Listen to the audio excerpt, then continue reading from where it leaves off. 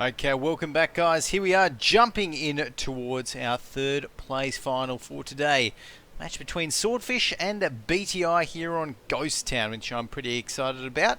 I'm Go4WoT if you're just joining us, and this is the third place final in the ESL Asia Go4WoT June monthly final. So let's go ahead and take a look at what tanks these teams have picked. We've got over for the BTI side 2 IS3s, 2 T32s, 3 IS3s, make that 1 AU251, and what else? And a T37 to finish things off. On the other side, on the who was I just reading that? I'm not actually lost a little bit. On the Swordfish side, we've got 1, 2, 3 IS3s, 1 T32, 1 T37, 2 T32s, make that, and an AU251. So it's looking like everyone is just about ready. We're getting the countdown clock underway, so we're going to be jumping in towards this match. But yeah, fairly standard lineups. Nothing too crazy there on both sides. The only kind of real difference that we're seeing is AMX 5100 and a T54 lightweight over on the Swordfish side, whereas the BTI squad have opted for that AU251 instead, and another IS3. So actually, one sort of interesting thing is my cute there, going with the M6, which, well, to be honest, we do not see very often. And in fact, by very often, I don't think we have ever seen an M6 tank. Just trying to think, unless we saw it maybe once in one Go4WoT, maybe not. But anyways, the M6, of course, does have a very nice speed overall. Decent 90mm cannon, although very, very bad armor.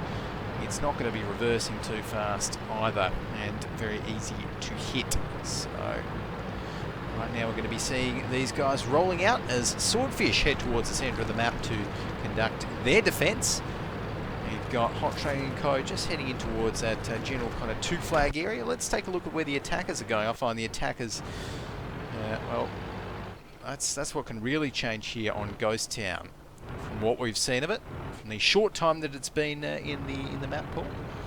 Definitely a lot of options that the attackers have. You know, you can go for a really wide one-line push and go straight through the town, straight onto C. You can kind of go around the corners around C.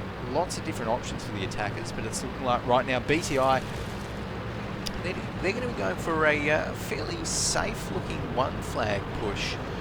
From the looks of things, so none of them have actually been spotted, and this is interesting because we do not have any kind of backward scout here from the Swordfish, which we are used to seeing kind of even somewhere in that A3 area, and the Swordfish are not going to have that. So this cap is going to be getting started here from BTI, and it's actually going to be ticking up very, very fast. They've really committed to this cap right here, and it's actually already on 50, so we're going to need to see we're going to need to see the Swordfish come back and retreat very, very fast from this one.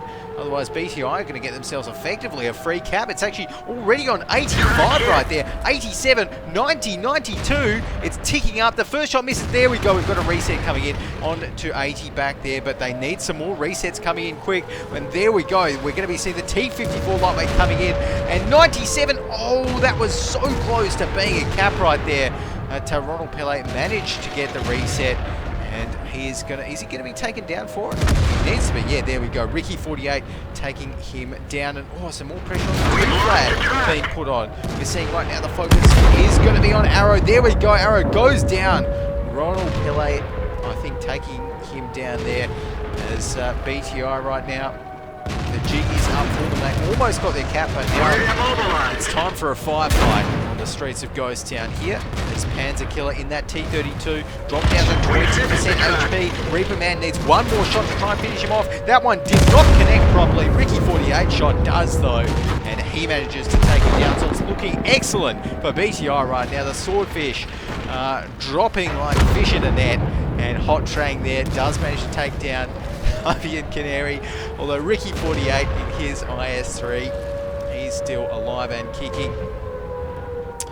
And Ronan, Everlasting and Hot Train, the only 3 remaining members of the Swordfish lineup. soon they're going to be going down hook, line and sinker to the last 5 remaining tanks of BTI. There we go, one goes down. That's going to be Ronan dropping there. Nexus LFA, the last 2. Hot Train on 73%. He's going to actually, I know, Everlasting does manage to find Don Bassett, but just a matter of time now. Drop down to 23%. Who's going to finish him off? Who's going to get the final kill? It's going to be... Who's that going to be? That is actually going to be Reaper Man 92 that got that kill.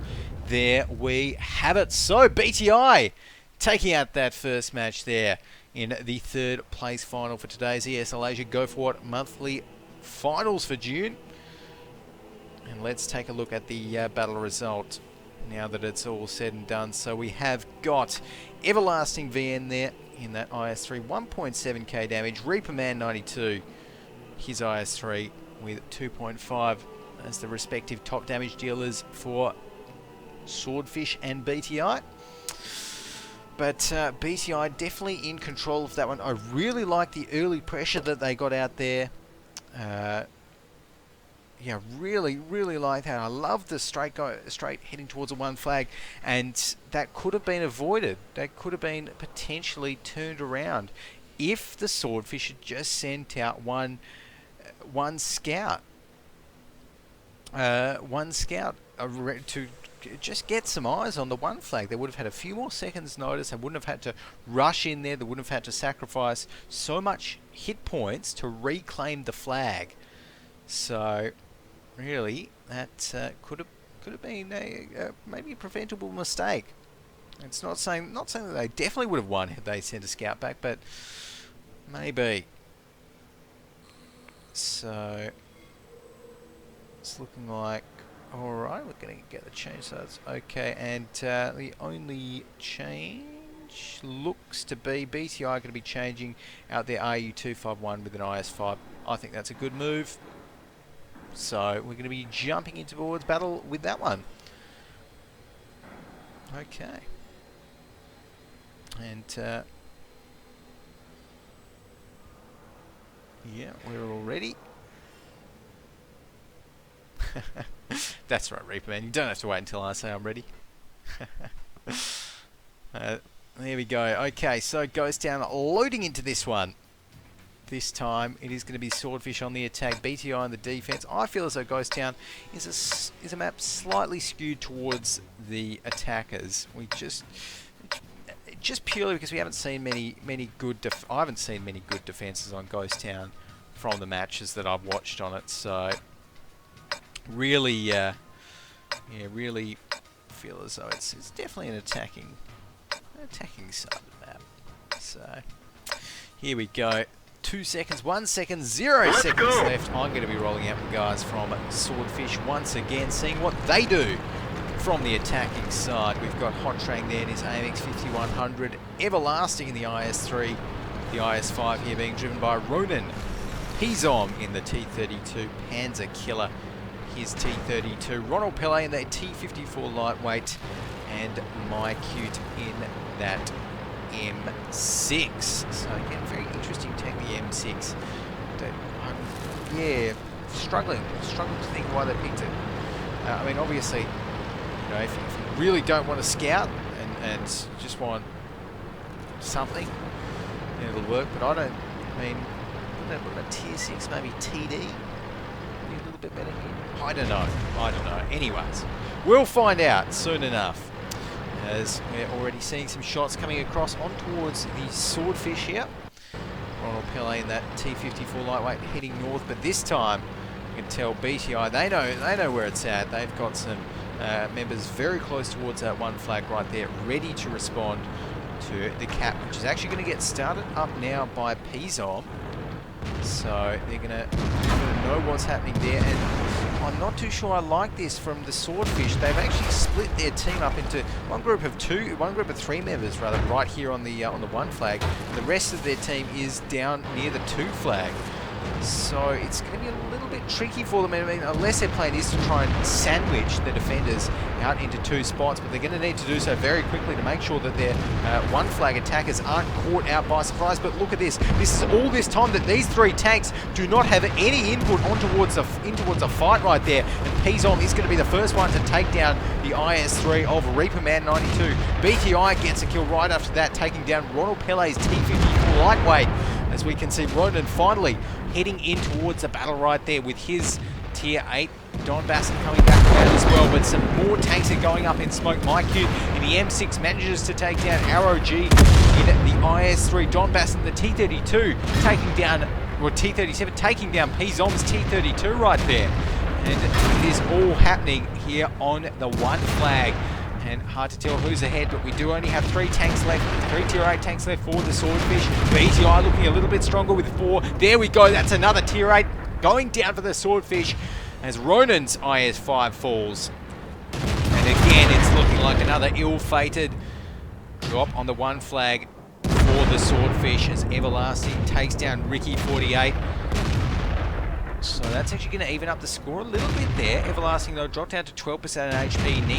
Needs to get some ricochets happening. If he can just get a couple ricochets, that's not going to happen, though.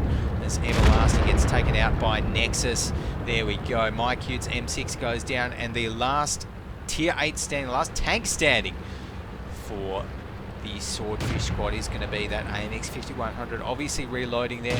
Hot Train trying to track that T-37, does manage to get him down, so it is a 2v2. How much health are both of the other tanks on? So we do actually have one T-32 only on 179 HP there, but the issue of course is, can that AMX 5100, if he does engage them, then he's going to need to hit every single shot and will not die in the process. So this is going to be easier said than done here for Hot Trang.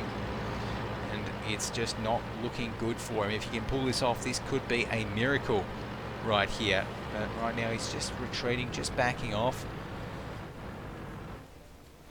And he's going to have all but one of his clips left in the autoloader.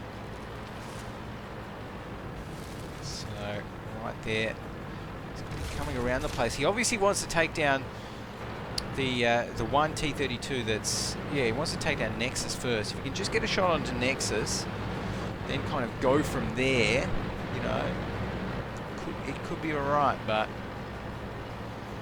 at the moment that's not looking like it's going to happen. Nexus not letting him get a shot on towards that one, so instead, like he's recognised, Hot Train's recognised that he needs to get on towards that flag, needs to get that cap started up, so that's exactly what he's going to be starting right now. And T-32s here are going to be moving out. IB and Canary leading the way, of course, on 1.2 thousand HP. His tracks damage, but no real damage apart from that. So he's going to be poking out, and he does see Hot Train right there. Hot Train is actually on a lot of HP, so you know, he can do something, but there we go. No.